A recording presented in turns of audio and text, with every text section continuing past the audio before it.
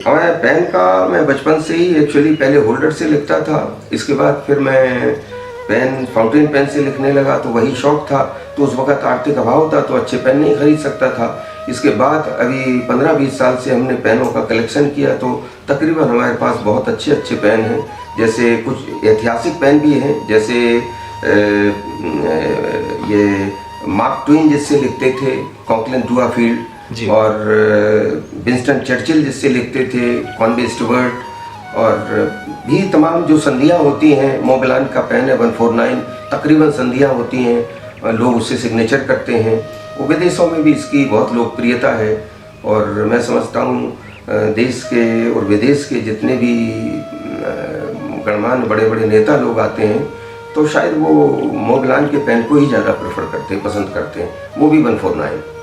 नमस्कार, बंजारा बीट्स में आपका स्वागत है। मैं हूं ज्योति प्रकाश खरी। आज हम आपको मिला रहे हैं झांसी के जाने माने अधिवक्ता सीबी सिंह से, जिनका सोसाइटी में काम बहुत महत्वपूर्ण है और बहुत ही कौतूहल वाला काम उनके साथ जुड़ा हुआ है। चलिए मिलते हैं सिंह साहब से। सिंह साहब, आप परिचय दीजिए। मैं जिला जालौर में एक छोटा सा गांव है, ग्राम काबिलपुरा, वहाँ का रहने वाला हूँ। और हमारी प्रारंभिक शिक्षा 5वीं तक वहीं हुई। इसके बाद 6वीं, 7वीं, 8वीं वहीं के एक सीनियर बेसिक विद्यालय में हुई जो धनतौली और कुसमिलिया में था। इसके बाद मैंने intermediate Shri Gandhi inter college Orai से किया। डीबी डिग्री कॉलेज से मैंने बीएससी किया। चूँकि मेरे पिताजी रेलवे में चालक थे तो मैं यहाँ झांसी आ गया एजुकेशन लेने के लिए। यहाँ से मैंने LLB किया और इसके बाद मैंने वकालत शुरू कर दी 82 से। सिंह साहब, टोटल एजुकेशन क्या रही है आपकी? मेरी BSc के बाद मैंने वैसे MA भी किया है इंग्लिश से जी, और हिंदी हिस्ट्री से पूरा नहीं हो पाया था। फिर लॉ किया, साइमल्टेनियसली लॉ भी होता रहा और फिर मैंने वकालत शुरू की। तो हमारा रुझान केवल वकालत में था शुरू से। तो 1983 से हमने वकालत शुरू की और इसके बाद 88 में हमको ब्रेक मिला। आर्मी का एक मुकदमा मैंने किया, वो जिसे जनरल कोर्ट मार्शल कहते हैं। हिंदुस्तान में 2 जुडिशरी है, एक सिविल जुडिशरी है, आर्मी की जुडिशरी है। तो आर्मी का अपना जुडिशल सिस्टम होता है, वहाँ जूरी मेंबर्स होते हैं। और हमारे देश में जो जूरी सिस्टम था वो नाना भट्टी वाले केस से ख़त्म हो गया है। तो इसके तहत हमने जो GCM किए, हमारे बराबर हिंदुस्तान में किसी ने भी GCM नहीं किए हैं, जनरल कोर्ट मार्शल्स। मैंने अभी टोटल 100 GCM किए हैं। अभी हालिया में मैं सिगर में था अरुणाचल प्रदेश में, वहाँ 100वां कोर्ट मार्शल करके आया। इसके बाद हमारी जो प्रैक्टिस है क्राइम स्ट्रीम की है और देश की जो तकरीबन AFT हैं, आर्म फोर्सेस ट्रिब्यूनल्स हैं, तो तकरीबन आर्म फोर्सेस ट्रिब्यूनल में हम मुकदमे कर रहे हैं और अभी इस तरीके से हमारा ये जीवन चल रहा है। सिंह साहब, बातचीत के दौरान आपने बताया था कि वकालत से पहले आप बहुत सारे आपका ट्रैक रिकॉर्ड शिक्षण से भी जुड़ा रहा। आपने बहुत सारे बच्चों को शिक्षित भी किया, उनके बारे में भी जानकारी दीजिए। उसका रीज़न केवल ये था कि मैं वकालत में जानबूझ के आया था और ये बड़ा तपस्या का काम है। वकालत कोई साधारण काम नहीं है। ऋषि तुल्य जीवन व्यतीत करना पड़ता है व्यक्ति को जो वकालत क्षेत्र में आता है, और इससे उधर पूर्ति कर पाना बहुत ही असंभव कार्य होता है। तो उसके लिए हमने ट्यूशन शुरू की।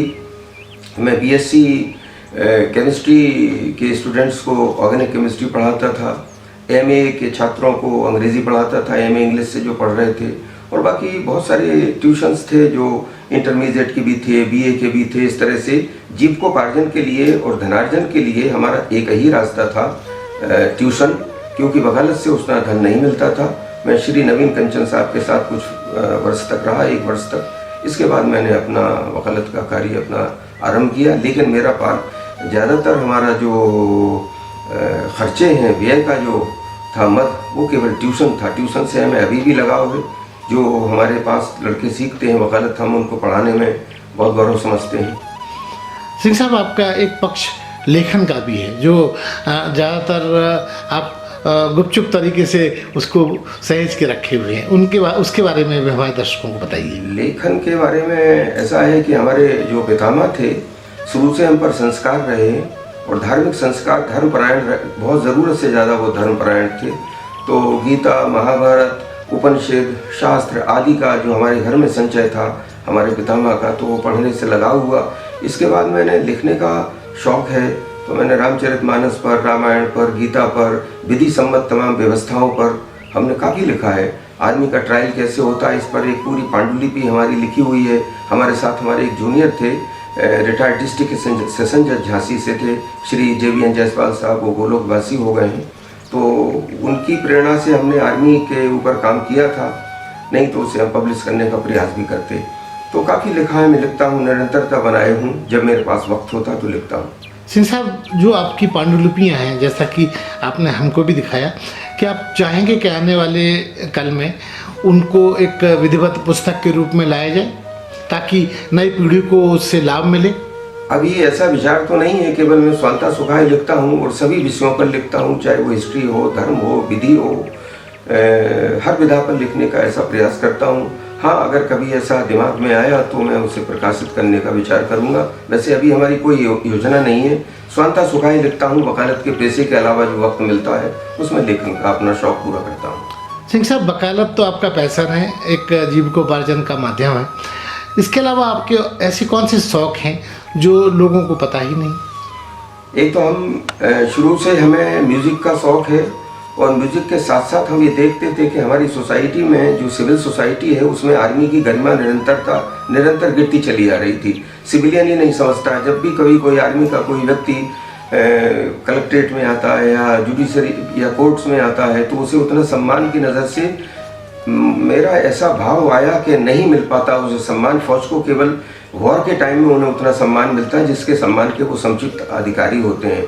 तो इस विचार को लेकर के हमने एक SVCR संस्था बनाई थी, सोसाइटी फॉर वेलर एंड कल्चर रेनासा, और इसके तत्वावधान में मैंने 4 बहुत बड़ी इवेंट्स झांसी में की जो देश स्तर पर प्रसिद्ध रही हैं, जिनको बड़े बड़े अखबारों ने कवरेज दिया और देश के बहुत 3 परमवीर चक्र उसमें तशरीफ लाए हैं जो मैंने प्रोग्राम किए हैं। परमवीर चक्र योगेंद्र सिंह यादव, परमवीर चक्र कैप्टन वाना सिंह साहब और परमवीर चक्र एक मुझे स्मृति में नाम नहीं आ रहा, संजय कुमार साहब, ये सभी लोग झांसी आ चुके हैं और बृहद कार्यक्रम किया। तो केवल आर्मी के पक्ष को सिविलियन के बीच में रखना और उनके कृत्य को सिविलियन से, माने जो नागरिक कनेक्ट करना कि भाई इनका योगदान क्या है, तो वो वाकिफ नहीं है, सिविल सोसाइटी ज़्यादा वाकिफ नहीं है आर्मी के योगदान से।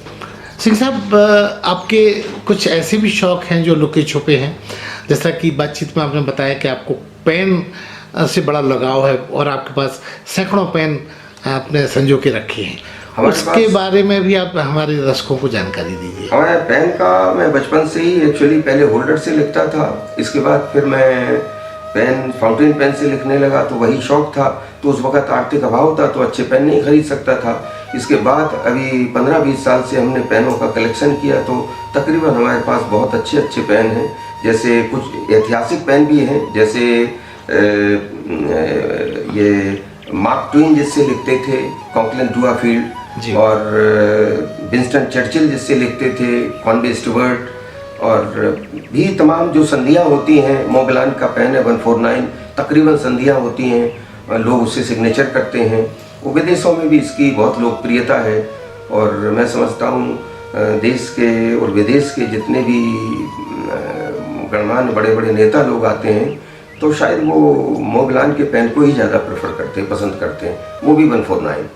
सिंह साहब, आपका एक और शौक़ है, मैं आपको स्मरण करा रहा हूँ कि आपको घड़ियों का भी बड़ा शौक़ है, और बातचीत में आपने बताया कि आप हाथ की घड़ी का इस्तेमाल नहीं करते हैं बल्कि पॉकेट की घड़ी का ही इस्तेमाल करते हैं। घड़ियाँ तो हमारे एक्चुअली जितनी भी हमारे बेटे की हैं वो उसको पहनता है, और मैं तकरीबन मुझे पॉकेट वॉच का शौक़ था तो फिर मैंने अभी कुछ पॉकेट वॉच खरीदी हैं और पॉकेट वॉच ही मुझे अच्छी लगती है पहनने को। जी सिंह साहब, जैसा कि आपने इतने बड़े बड़े इवेंट्स किए तो आपको सोसाइटी ने कहाँ सम्मानित किया, किस तरह के सम्मानों से आप नवाजे गए?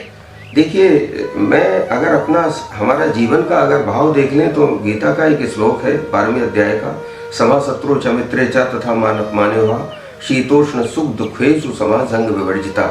ना मुझे मान की आवश्यकता है, ना अपमान से हमारा कोई फर्क पड़ता है, ना मुझे प्रसिद्धि चाहिए और ना अप्रसिद्धि चाहिए। हम अपना जीवन अपने तरीके से जीते हैं, लेकिन सम्मान की कोई ख्वाहिश नहीं रखते हैं किसी भी तरीके की। मैं दूसरे को सम्मान दे करके स्वयं सम्मानित होकर के गौरवान्वित होना चाहता हूँ, ये मेरे जीवन का लक्ष्य है। सिंह साहब, आपके अपने परिवार का भी परिचय संक्षिप्त में दीजिए। हमारे एक पुत्र है जो व्यवसायी है, और क्या शुभ नाम है उनका? उसका देवाशीष सिंह नाम है, और वो एक तो एडवेंचरस है जी। वो खारदुंगला से कन्याकुमारी तक उसने 3 बार मोटरसाइकिल से राइड किए, हार्ली डेविडसन से, और 1 बार बुलेट से भी किए हैं। और बाकी व्यवसायी अपना एस्टेट प्रॉपर्टी वगैरह इसमें काम करता है। हमारे पुत्र ने जो संबंध स्थापित किया है वो शुक्ला परिवार है, और श्री अरुण कुमार शुक्ला है, रेलवे में कार्यरत थे। तो उनकी बेटी से शादी की है, वो एक विद्यालय चला रही है अपना स्वतंत्र। और हमारी एक नातिन है, वो छोटी है, 12-13 साल की है।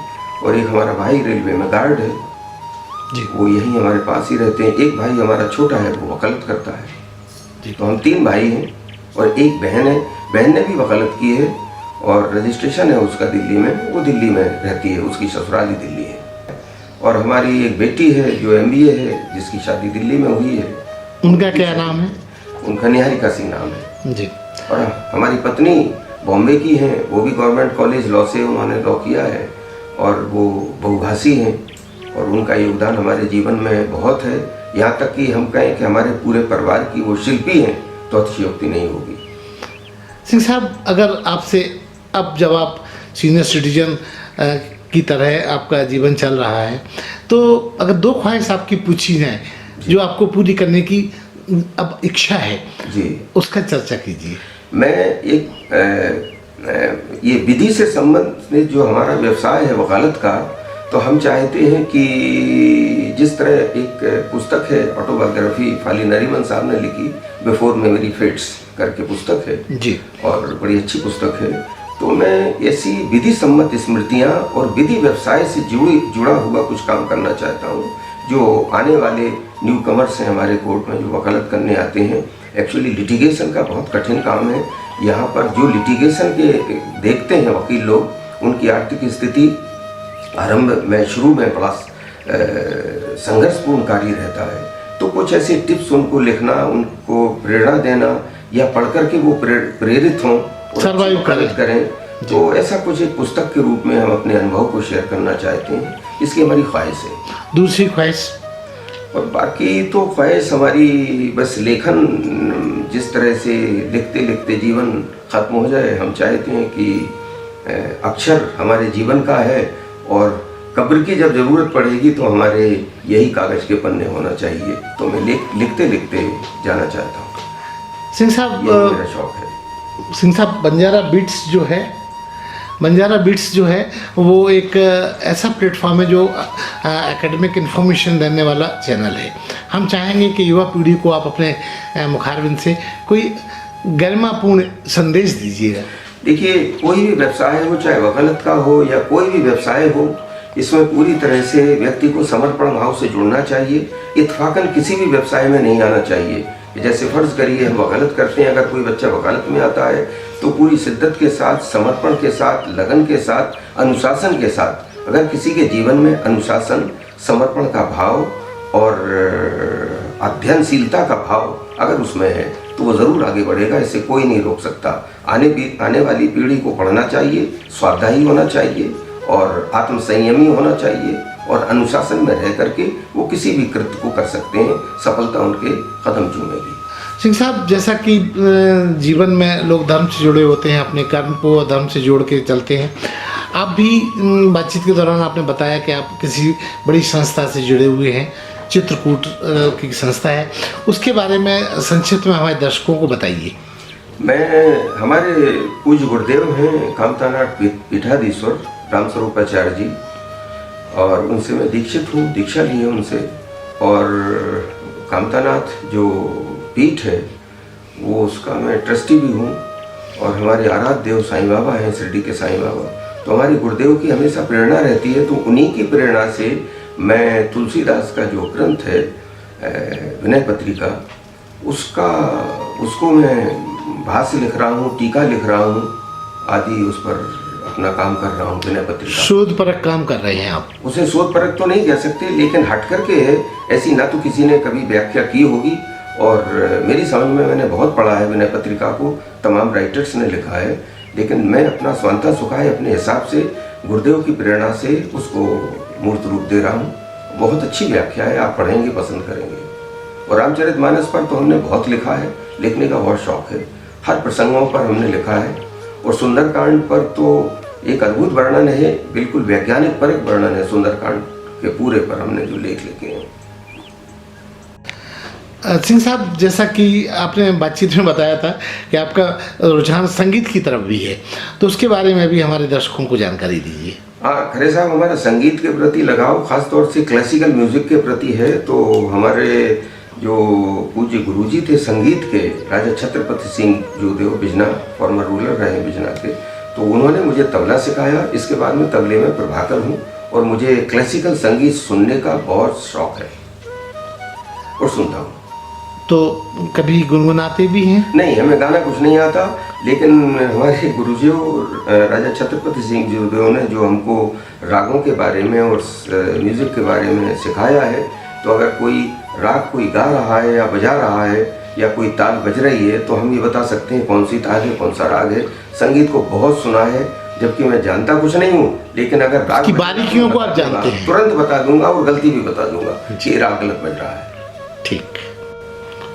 तो ये थे सीवी सिंह, जो अपने जीवन की यात्रा, अपने शौक की यात्रा, अपने परिवार की यात्रा को बंजारा बीट के साथ बड़ी शिद्दत से शेयर कर रहे थे। बंजारा बीट से बात करने के लिए सिंह साहब बहुत बहुत धन्यवाद। नमस्कार। नमस्कार। अरे हाँ, इस चैनल को लाइक और सब्सक्राइब करना ना भूलें। देखते रहिए बंजारा बीट्स।